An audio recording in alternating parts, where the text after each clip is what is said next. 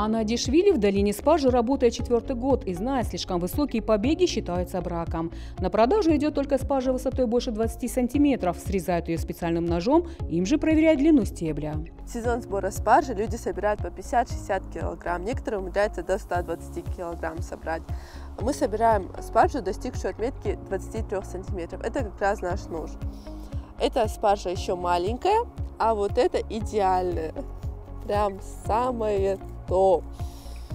Этот маленький совсем еще.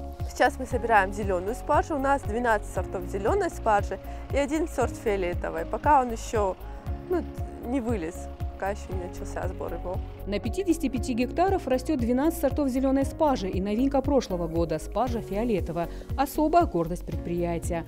Пока она занимает небольшую часть плантации, всего 2 гектара.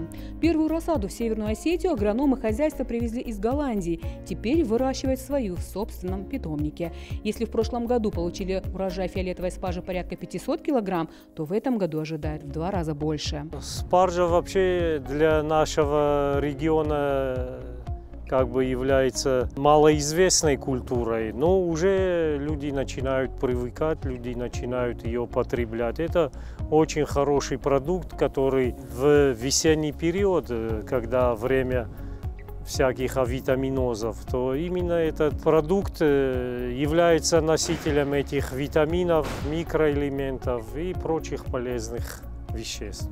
Впервые спаржу в станице Орхонской высадили в 2018 году. Сейчас это самая большая плантация не только в Северокавказском федеральном округе, но и в стране.